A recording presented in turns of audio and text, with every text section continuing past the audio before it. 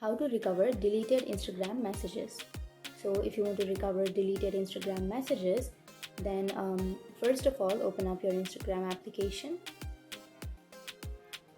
and then you can simply go to the upper right corner which has that messages icon, and you can simply open up a chat. For example, I'll be tapping on this chat, and if you simply send a message, and after sending the message, now you can simply hold on to that message, and here you will have unsend option.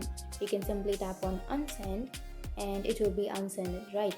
So now if you want to recover that message, then we don't have any option to recover that. And in the same way, if someone has unsent messages to you, then you don't have an option to recover that unsent or that deleted messages, because we don't have an option on Instagram to recover them. So that's it.